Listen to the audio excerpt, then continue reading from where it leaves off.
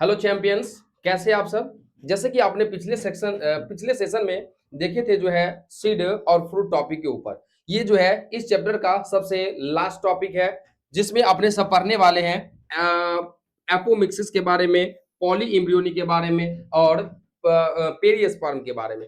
तो देखेंगे अपने सब कि आखिर होता क्या है एपोमिक्सिस जो है, क्या होता है पॉली इम्ब्रियोनी और क्या होता है एपोमिक्सिस। ठीक है, तो अगर अपने सब जो है फर्स्ट टॉपिक को डील करेंगे तो उस फर्स्ट टॉपिक का नाम क्या है, एपोमिक्सिस। फर्स्ट टॉपिक का नाम क्या है, एपोमिक्सिस, जिसे हम हिंदी के अंतर्गत कहते हैं असंग जनन। तो याद रखना है, जैसे कि पिछले टॉपिक में हम आपको बताए थे सीड फॉर्मेशन। क्या बताए थे, सीड फॉर्मेशन। और सीड फॉर्मेशन में हमने आपको क्या बताया था कि एक ओव्यूल जब फर्टिलाइज होता है तो आफ्टर फर्टिलाइजेशन ओव्यूल कन्वर्ट हो जाता है किसमें, सीड में। लेकिन एपोमिक्सिस के कंडीशन में क्या होता है, ओव्यूल विदाउट फर्टिलाइजेशन, वो फर्टिलाइज नहीं करता है और फिर भी वो कन्वर्ट हो जाता है किसमें, सीड में। तो उस कंडीशन में जब विदाउट फर्टिलाइजेशन जब सीड का फॉर्मेशन होता है तो उस कंडीशन में हम उसे क्या कहते हैं, एपोमिक्सिस कहते हैं और संग जनन कहते हैं। क्लियर लिखा है, apomixis is a type of asexual reproduction in plant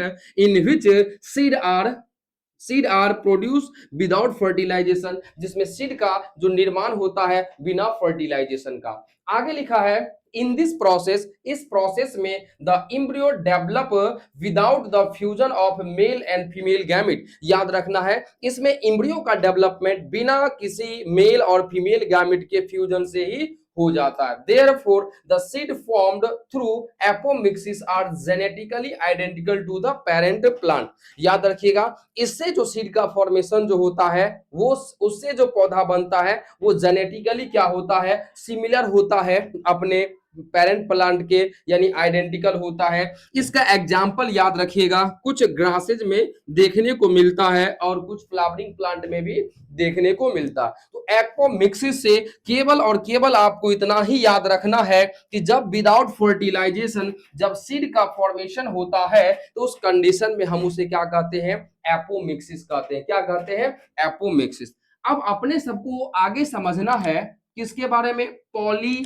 इम्ब्रियोनी। Poly इम्ब्रियोनी का मतलब होता है बहुभ्रूणता। क्या होता है, बहुभ्रूणता। मीनिंग को समझिए, लिखा पॉली। पॉली शब्द का मतलब होता है विद्यार्थी मेनी होता है। क्या होता है, मेनी होता है, यानी मोर होता है, यानी अधिक होता है। इम्ब्रियोनी का तात्पर्य है इम्ब्रियो। इम्ब्रियोनी का तात्पर्य क्या है, इम्ब्रियो। अब थोड़ा ध्यान दीजिए, पीछे सीड टॉपिक में आपने देखा था एक सीड में जनरली एक इम्ब्रियो होता है। आपको याद रखना है, इम्ब्रियो कहाँ मौजूद होता है, सीड के अंदर। एक सीड में एक इम्ब्रियो होता है, लेकिन कुछ ऐसे भी केस है जिसमें एक सीड में एक से अधिक इम्ब्रियो को देखने को मिला है। तो याद रखिएगा, जब एक सीड में एक से अधिक इम्ब्रियो देखने को मिलता है तो उस कंडीशन में उसे कहा जाता है पॉली इम्ब्रियोनी, यानी बहुभ्रूणता, यानी बहुत सारा भ्रूण। तो क्लियर लिखा हुआ है, पॉली इम्ब्रियोनी इज द फेनोमेनन, यह एक घटना है in which more than one embryo develop inside single seed,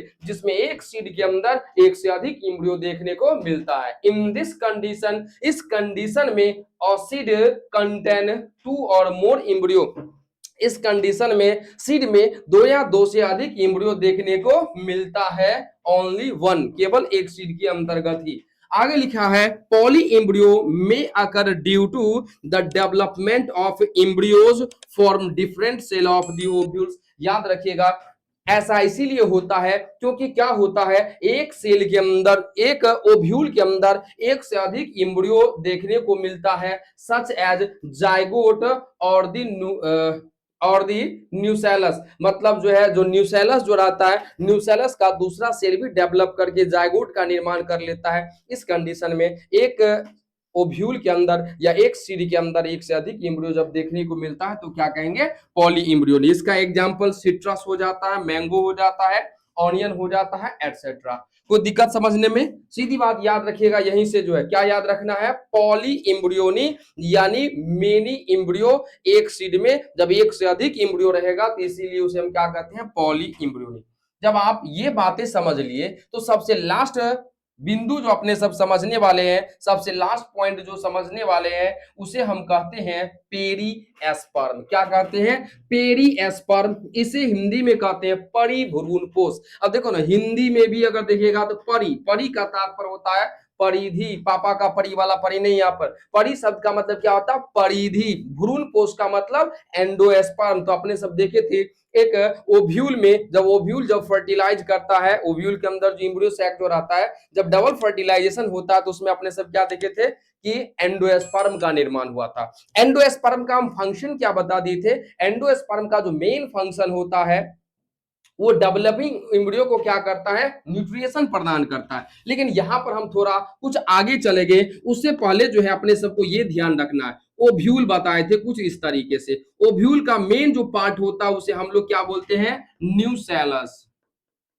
क्या बोलते हैं? न्यूशैलस। इसके अंदर अपने सब क्या देखे थे? Embryo sac. क्या देखे थे विद्यार्थी? इम्ब्रियो सैक अपने सब देखे हुए थे, है कि नहीं? और ये जो न्यूसैलस वाला रीजन जो है, जिसे हम शैडो कर रहे हैं, जिसे हम कलर कर रहे हैं, इन न्यूसैलस का फंक्शन विद्यार्थी हम आपको क्या बता दिए थे? इन न्यूसैलस का फंक्शन बता दिए थे कि डेवलपिंग इम्ब्रियो सैक को यह न्यूट्रिशन प्रदान करता है। तो यह जब डेवलपिंग इम्ब्रियो सैक को जब न्यूसेलस प्रदान करता है, तो कुछ ऐसे भी सीड होता है जिसमें न्यूसेलस का कुछ पतला लेयर रह जाता है, और जब ये न्यूसेलस का जब बचा हुआ भाग रह जाता है एक सीड के अंदर या एक एंडोस्पर्म के चारों बगल से, तो उस कंडीशन में इसे कहा जाता है परिभ्रूणपोष। क्या कहा जाता है? परिभ्रूणपोष। कोई दिक्कत समझने में? नहीं ना? तो देखिए क्या लिखा हुआ है, लिखा है perisperm is the persistent remain of the nucellus present in the seed after fertilization। Fertilization के बाद कहता है सीड में जो न्यूसेलस का जो बचा हुआ भाग बच जाता है उसी को क्या कहते हैं? Perisperm. It is a nutritive tissue that remain in some seed and help in providing nourishment to developing embryo. जो कि बता दिए developing embryo sac, developing embryo sac को ये क्या करता है? न्यूट्रिशन प्रदान करता है, और बाद में जब इम्ब्रियो का डेवलपमेंट होता है तो उस समय भी ये क्या करता है? इससे न्यूट्रिशन प्रदान करता है। ठीक है, आगे एग्जाम्पल याद रखिएगा।